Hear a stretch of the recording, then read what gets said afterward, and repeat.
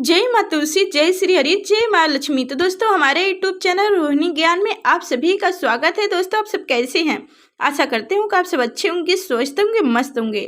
तो चलिए दोस्तों, अब हम लोग सुनेंगे परिवर्तनी एकादशी द्वादशी पारण के दिन अवश्य सुने तुलसी माता की कथा।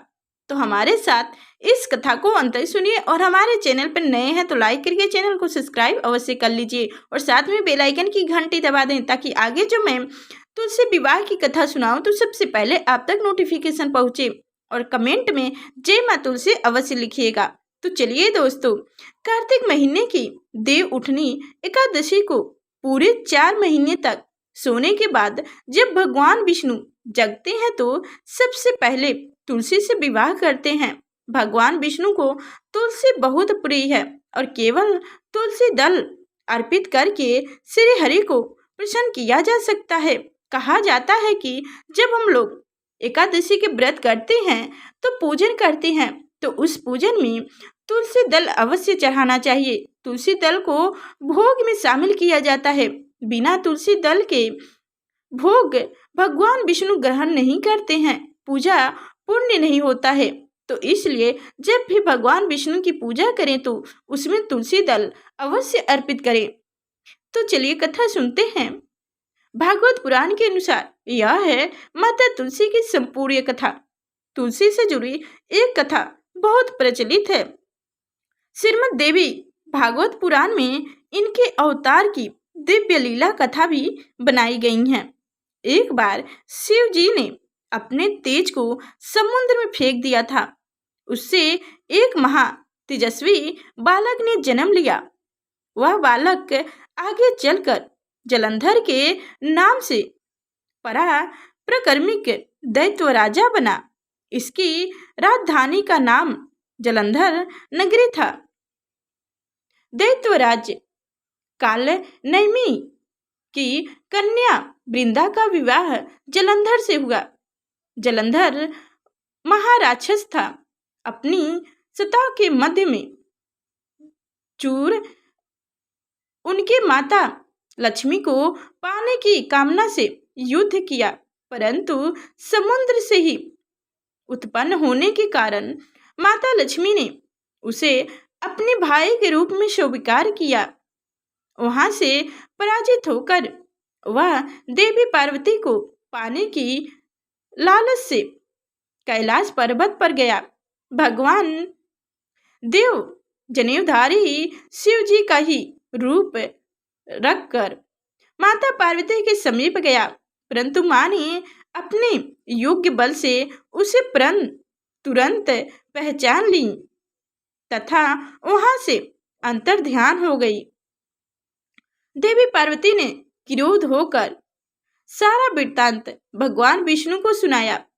जलंधर की पत्नी वृंदा अत्यंत पतिव्रता स्त्री थी। उसी के पतिव्रता धर्म की शक्ति से जलंधर ने तो मारा जाता था और ना ही पराजित होता था। इसलिए जलंधर का नाश करने के लिए वृंदा के पतिव्रता धर्म को भंग करना बहुत जरूरी था। इसी कारण भगवान विष्णु ऋषि का वेश धारण कर वन में जा पहुंचे, जहां वृंदा अकेली भ्रमण कर रही थी।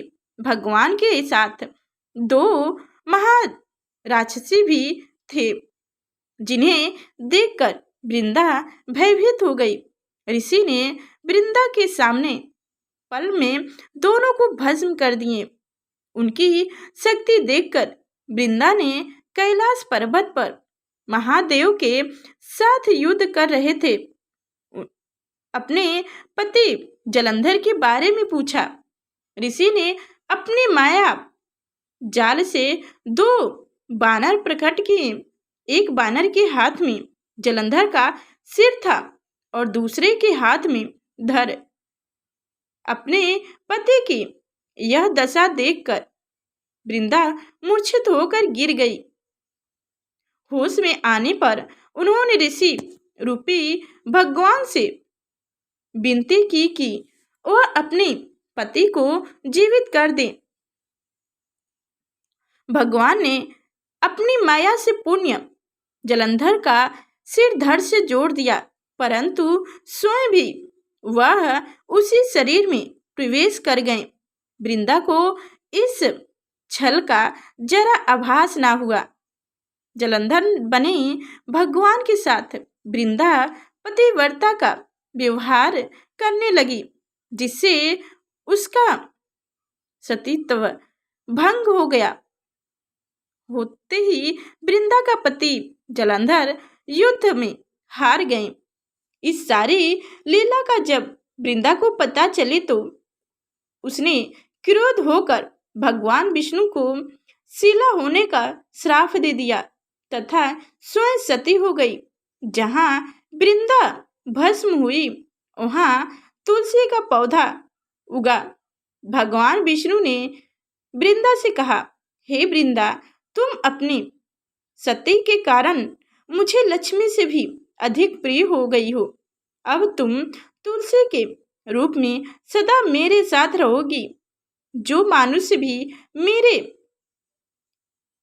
शिलग्राम रूप के साथ तुलसी का विवाह करेगा उसे इस लोक और परलोक में विपुल यज्ञ प्राप्त होगा।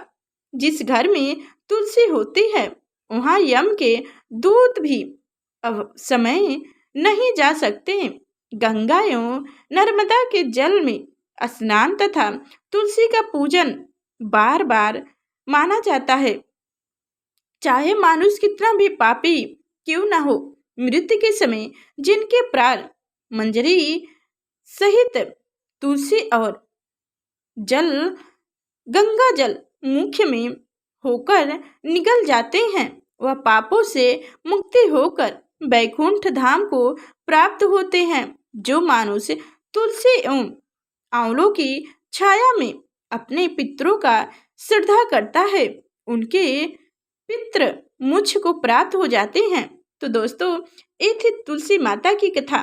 तो कैसी लगी कमेंट करके अवश्य बताएं और कमेंट में जय माँ तुलसी अवश्य लिखिए। और अभी तक हमारे चैनल को सब्सक्राइब नहीं किया तो सब्सक्राइब करके बेल आइकन की घंटी दबा दें, ताकि आगे जो मैं तुलसी विवाह की कथा सुनाऊं तो सबसे पहले आप तक पहुंचे। तो नमस्कार दोस्तों।